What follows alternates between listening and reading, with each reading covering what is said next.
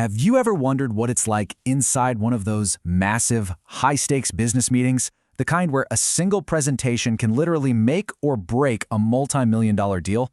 Well, today, we get to be a fly on the wall for one of those. We're going to deconstruct a real pitch that went completely, and I mean completely, off the rails. And it all really pivots on this one single sentence. It's so calm, so direct. It comes from the client's technical lead, Khaled Abu El-Atta. This is the exact moment a totally standard sales pitch turns into an absolute masterclass in demolition. So first things first, let's set the scene.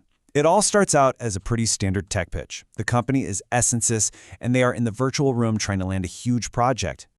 And you know, on paper, they look pretty good. They lay out all their stats, 140 employees, they've been in the game for 20 years, over 400 projects done.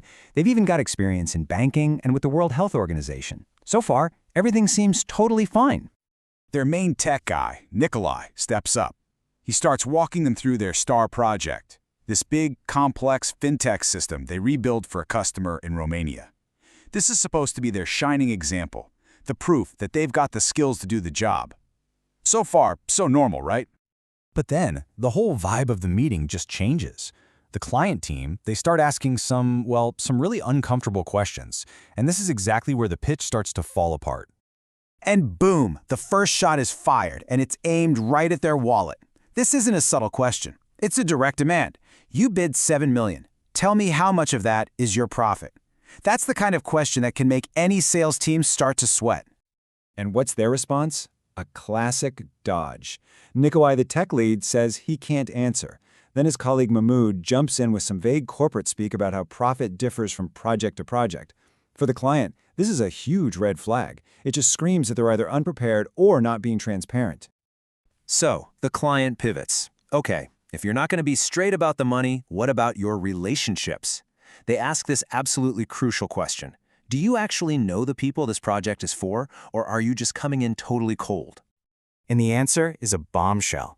Seriously, not only do they admit they're new, but they throw their own partner under the bus, saying he was completely useless. The cracks in their pitch are now turning into giant canyons.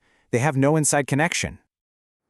Okay, and now we get to the main event, the technical takedown. The client's tech lead, Khaled Abu El-Atta, has been sitting there quietly just listening this whole time. Now, he takes the floor. And he doesn't just ask questions. He delivers an absolutely devastating critique. He systematically takes their proposal apart, piece by piece. He points out 4 fundamental, critical flaws that basically make their entire submission worthless.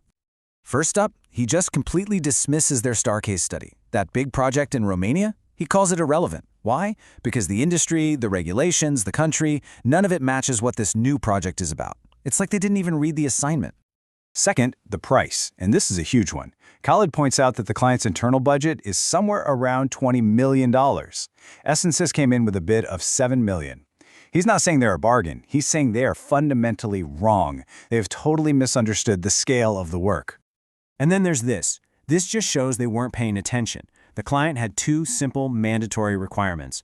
The proposal had to be in Arabic, and the schedule needed 5 formal project releases. What did Essensis do? They submitted it in English and scheduled 5 demos.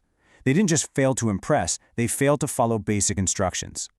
So, after a verbal beatdown like that, how does the team possibly recover? Well, the short answer is they don't. The team is completely thrown off balance, which leads to this next moment. And then this happens. In a moment of just pure confusion, Nikolai, the technical lead, is so flustered that he accidentally starts speaking Romanian, right in the middle of this English language meeting. He has to catch himself and apologize. I mean, can you even imagine? That fumble, that little slip into his native language, it says everything. It's not just a simple mistake. It's a crystal clear signal that the critique has totally and completely knocked them off their game. Their composure is just gone. So after all that, after this total deconstruction of their pitch, what's the verdict? You'd think it would be a simple no thank you, right? But it's actually something way more fascinating. They're told to start over. This is the final word from Khaled.